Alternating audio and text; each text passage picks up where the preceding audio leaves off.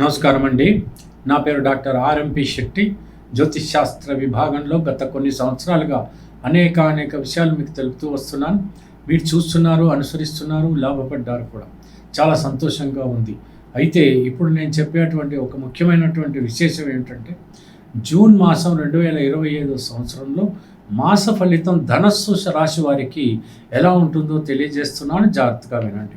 ఈ ధనస్సు రాశిలోకి వచ్చేటప్పటికి ఏ గ్రహాలు ఏ పాదాలు ఉంటాయనంటే, ఇక్కడ మూలా నక్షత్రం 1, 2, 3, 4 పాదాలు, ఆ తర్వాత పూర్వాషాఢ నక్షత్రం 1, 2, 3, 4 పాదాలు, ఉత్తరాషాఢ నక్షత్రం 1 పాదం మాత్రమే ఉంటాయి. ఇకపోతే 29వ తేదీ మార్చి 2025 రోజున శనైశ్వరుడు కుంభరాశిలోకి మీనరాశిలోకి ప్రవేశించి ఉన్నాడు. ఆ తర్వాత గురువు 14వ తేదీ మే మాసంలో 2025న ఈ యొక్క వృషభ రాశిలో నుంచి మిథున రాశిలోకి ప్రవేశించి ఉన్నాడు. 18వ తేదీ మే 2025న రాహుకేతువులు ఇద్దరు కూడా, రాహువేమో మీనరాశిలో నుంచి కుంభరాశిలోకి, ఆ తర్వాత కేతువేమో కన్యా రాశిలో నుంచి సింహరాశిలోకి వచ్చి ఉన్నాడు.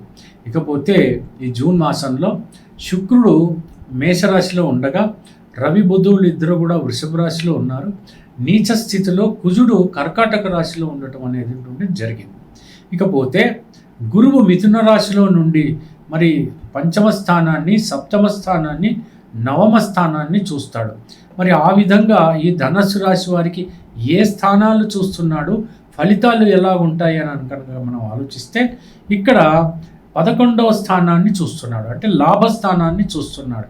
లాభస్థానము అంటే మనం అర్థం చేసుకోవాల్సింది ఏంటంటే, అది గౌరవం కావచ్చు, ధన రూపకంగా కావచ్చు. అంటే ఏదైనా ఉద్యోగస్తులు ఉన్నారనుకోండి, వాళ్ళకి ఏదైనా బోనస్లు రావాలి, లేదా ఇంక్రిమెంట్లు రావాలి, ప్రమోషనల్ లైఫ్ కావాలి, అంటే అదృష్టం పలకాలి అనుకున్నటువంటి విషయంలో ఖచ్చితంగా అది జరుగుతుంది. వ్యాపారస్తులకు కూడా తగినటువంటి విధంగా ఖచ్చితంగా లాభాలు గడిస్తారు అని మనం అనుకోవచ్చు. ఇకపోతే 1వ స్థానాన్ని చూస్తున్నారు. దీర్ఘకాలిక రోగులైనప్పటికీ కూడా తాత్కాలికంగా అనారోగ్య పరిస్థితుల్ని ఎదుర్కొంటూ ఉన్నటువంటి వాళ్ళు కూడా ఉపశమనం అనేటువంటిది పొందగలుగుతారు అని మనం అర్థం చేసుకోవాలి. ఇక్కడ 3వ స్థానాన్ని చూస్తున్నాడు.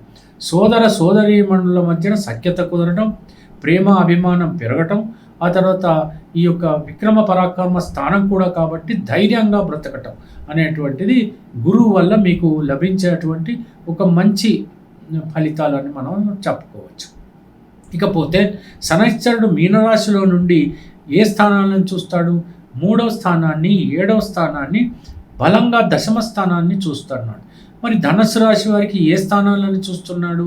మీనరాశిలో ఉండి అని అంటే 8వ స్థానాన్ని చూస్తున్నాడు. ఆయువు పొక్కి పట్టిస్తున్నాడు. ఆ తర్వాత 6వ స్థానాన్ని చూస్తున్నాడు.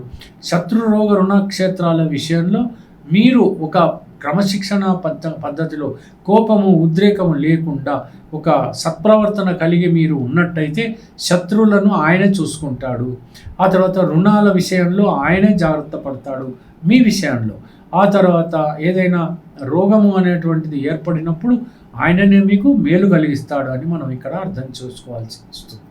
ఇకపోతే ఇక్కడ 10వ స్థానాన్ని కూడా చూస్తున్నాడు. 10వ స్థానం అంటే క్రమశిక్షణతో, ఎందుకంటే శనైశ్వరుడు క్రమశిక్షణ గ్రహం కాబట్టి మీరు వృత్తిపరంగా ధర్మబద్ధంగా ఏదైనా వృత్తి చేసినా, వ్యాపారం చేసినా మీకు తగిన పారితోషికం అనేటువంటిది లభిస్తుంది. ఏమాత్రం అధర్మబద్ధంగా మీరు ప్రవర్తించినా అపనిందల పాలు అవ్వడమే కాకుండా మీకు ఏమీ దొరకదని మనం అర్థం చేసుకోవాల్సింది. కఠినతరంగా మీ వృత్తి మారిపోతుంది. మీకు అనేక రకాలైనటువంటి ప్రాబ్లమ్స్ అనేటువంటిది క్రియేట్ అవుతాయి వృత్తిపరంగా అని మనం తెలుసుకోవచ్చు. శనైశ్వరుడు చేసే పద్ధతి ఇలా ఉంటుంది. ఆయన ఎందుకంటే మంచికి మంచి, చెడుకు చెడు అని మనం అర్థం చేసుకోవాలి కాబట్టి జాగ్రత్తగా ఉండాలి. ప్రమాదాలు జరగకుండా కొంచెం జాగ్రత్తగా ఉండండి. విందు వినోదాల్లో, శుభకార్యాల్లో పాల్గొంటారు, గౌరవాదులు పొందుతారు, దూర ప్రయాణాలు చేసే అటువంటి అవకాశాలు కూడా ఉన్నాయి. ఏదైనా శుభకార్యాలు మీ ఇంట్లోనూ కూడా నిర్వర్తిస్తారు. గృహ మార్పిడి కూడా జరగవచ్చు, లేదా గృహ అలంకరణ జరగవచ్చు. ఏదైనా వస్తువులు కొనుక్కునేటువంటి అవకాశం, వాహనం కానీ లేకపోతే ఏదైనా ప్రాపర్టీ కానీ ఆ రకంగా మార్పులు చెందవచ్చు. ఈ రకమైనటువంటి శుభాలన్నీ కూడా జరుగుతాయి. చలనచిత్ర రంగం వాళ్ళకి చాలా బాగుంది. ఎటువంటి పరిస్థితుల్లో వాళ్ళకి నష్టాలు కలగవు. చిత్రాలు బాగుంటే తప్పకుండా ఆడుతాయి అనేటువంటిది మామూలు విషయమే అయినప్పటికీ కూడా ఇక్కడ గ్రహస్థితి బాగుంది కాబట్టి చలనచిత్ర రంగంలో వాళ్ళకి బాగుంటుంది అని మాత్రం నేను చెప్పగలను.